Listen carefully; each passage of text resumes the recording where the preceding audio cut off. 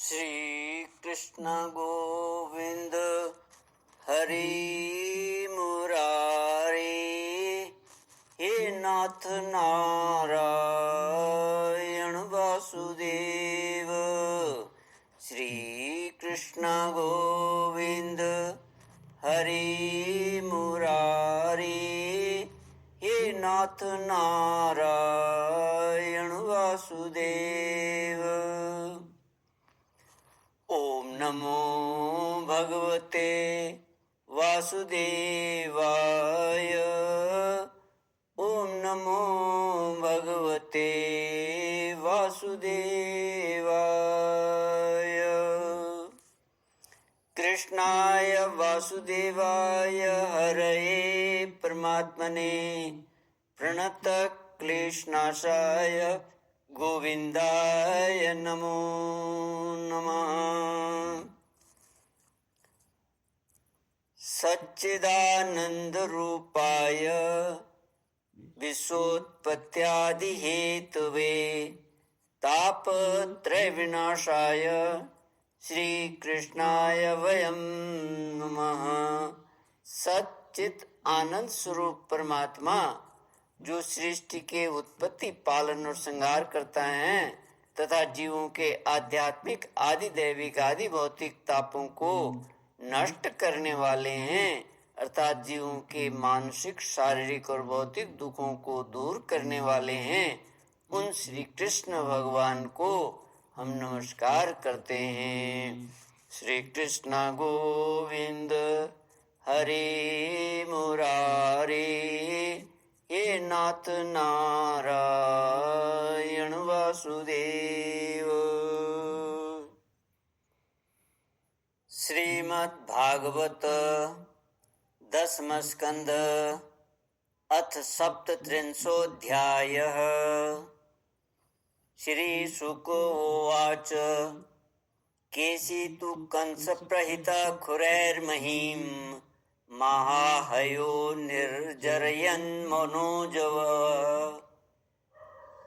सटाबदुताभ्रविमान संकुलम् कुर्वन्नभो हेषितभीषिताखिलः।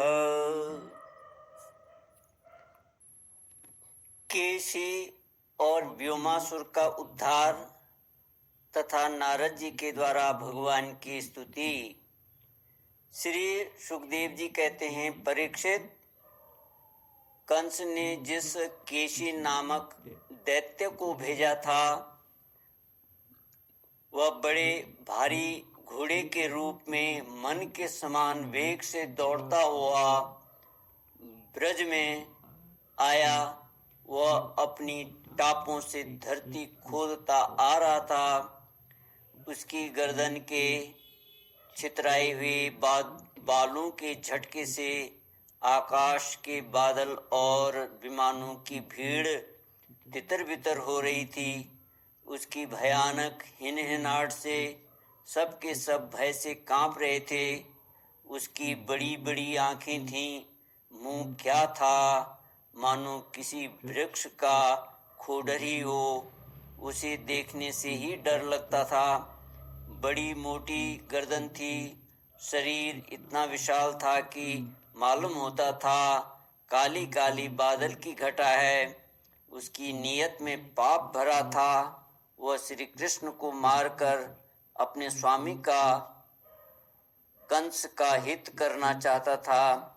उसके चलने से भूकंप होने लगता था।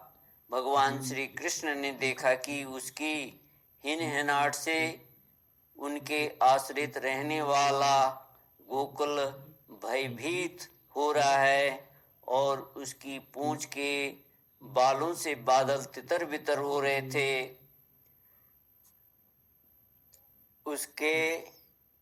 उसकी पूंछ के बालों से बादल तितर बितर हो रहे हैं तथा वह लड़ने के लिए उन्हीं को ढूंढ भी रहा है। तब वे बढ़कर उसके सामने आ गए और उन्होंने सिंह के समान गरज कर उसे ललकारा। भगवान को सामने आया देख वह और भी चिढ़ गया तथा उसकी ओर इस प्रकार मुंह फैलाकर दौड़ा, उनकी ओर इस प्रकार मुंह फैलाकर दौड़ा मानो आकाश को पी जाएगा। परीक्षित, सचमुच केसी का वेग बड़ा प्रचंड था। उस समय उस पर विजय पाना तो कठिन था ही, उसे पकड़ लेना भी आसान नहीं था। उसने भगवान के पास पहुंचकर दुलत्ती झाड़ी, परंतु भगवान ने उससे अपने को बचा लिया। भला वह इंद्रियातीत को कैसे मार पाता।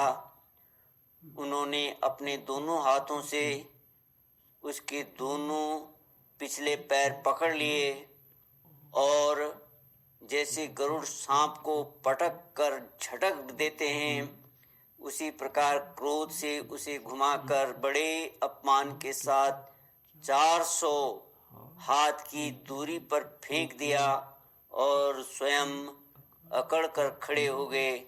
थोड़ी ही देर के बाद केसी फिर सचेत हो गया और उठ खड़ा हुआ। उसके बाद वह क्रोध से तिलमिलाकर और मुंह फाड़कर बड़े वेग से भगवान की ओर झपटा। उसको दौड़ते देख भगवान मुस्कुराने लगे। उन्होंने अपना बायां हाथ उसके मुंह में इस प्रकार डाल दिया जैसे सर्प बिना किसी आशंका के अपने बिल में घुस जाता है। परीक्षित, भगवान का अत्यंत कोमल कर कमल भी उस समय ऐसा हो गया मानो तपाया हुआ लोहा हो। उसका स्पर्श होते ही केसी के दांत टूट टूट कर गिर गए और जैसे जलोदर रोग उपेक्षा कर देने पर बहुत बढ़ जाता है, वैसे ही श्री कृष्ण का भुजदंड उसके मुंह में बढ़ने लगा। अचिंत्य शक्ति भगवान श्री कृष्ण का हाथ उसके मुंह में इतना बढ़ गया कि उसकी सांस के भी आने जाने का मार्ग न रहा। अब तो दम घुटने के कारण वह पैर पीटने लगा। उसका शरीर पसीने से लथपथ हो गया, आंखों की पुतली उलट गई। वह मल त्याग करने लगा। थोड़ी ही देर में उसका शरीर निश्चेष्ट होकर पृथ्वी पर गिर पड़ा तथा उसके प्राण पखेरु उड़ गए। उसका निष्प्राण शरीर फूला हुआ होने के कारण गिरते ही पक्की ककड़ी की तरफ फट गया। महाबाहु भगवान श्री कृष्ण ने उसके शरीर से अपनी भुजा खींच ली। उन्हें इससे कुछ भी आश्चर्य या गर्व नहीं हुआ। बिना प्रयत्न के ही शत्रु का नाश हो गया। देवताओं को अवश्य ही इससे बड़ा आश्चर्य हुआ। वे प्रसन्न हो होकर भगवान के ऊपर पुष्प बरसाने लगे और उनकी स्तुति करने लगे। श्री कृष्ण गोविंद हरे मुरारे, हे नाथ नारायण वासुदेव। श्री सुखदेव जी कहते हैं, परीक्षित, देव ऋषि नारद जी भगवान के परम प्रेमी और समस्त जीवों के सच्चे हितैषी हैं। कंस के यहाँ से लौटकर वे अनायासी अद्भुत कर्म करने वाले भगवान श्री कृष्ण के पास आए और एकांत में उनसे कहने लगे, सच्चिदानंद स्वरूप श्री कृष्ण, आपका स्वरूप मन और वाणी का विषय नहीं है। आप योगेश्वर हैं। सारे जगत का नियंत्रण आप ही करते हैं। आप सबके हृदय में निवास करते हैं और सब के सब आपके हृदय में निवास करते हैं। आप भक्तों के एकमात्र वांछनीय यदुवंश शिरोमणि और हमारे स्वामी हैं। जैसे एक ही अग्नि सभी लकड़ियों में व्याप्त रहती है, वैसे एक ही आप समस्त प्राणियों के आत्मा हैं। आत्मा के रूप में होने पर भी आप अपने को छिपाए रखते हैं, क्योंकि आप पंचकोश रूप गुफाओं के भीतर रहते हैं। फिर भी पुरुषोत्तम के रूप में, सबके नियंता के रूप में और सबके साक्षी के रूप में आपका अनुभव होता ही है। प्रभु, आप सबके अधिष्ठान और स्वयं अधिष्ठान रहित हैं। आपने सृष्टि के आरंभ में अपनी माया से ही गुणों की सृष्टि की और उन गुणों को ही स्वीकार करके आप जगत की उत्पत्ति, स्थिति और प्रलय करते रहते हैं। यह सब करने के लिए आपको अपने से अतिरिक्त और किसी भी वस्तु की आवश्यकता नहीं है, क्योंकि आप सर्वशक्तिमान और सत्य संकल्प हैं। वही आप दैत्य, प्रमथ और राक्षसों का, जिन्होंने आजकल राजाओं का वेश धारण कर रखा है, विनाश करने के लिए तथा धर्म की मर्यादाओं की रक्षा करने के लिए यदुवंश में अवतीर्ण हुए हैं। यह बड़े आनंद की बात है कि आपने खेल ही खेल में घोड़े के रूप में रहने वाले इस केशी दैत्य को मार डाला। इसकी हिनहिनाहट से डरकर देवता लोग अपना स्वर्ग छोड़कर भाग जाया करते थे। श्री कृष्ण गोविंद हरे मुरारी, हे नाथ नारायण वासुदेव। श्री कृष्ण गोविंद हरे मुरारी, हे नाथ नारायण वासुदेव।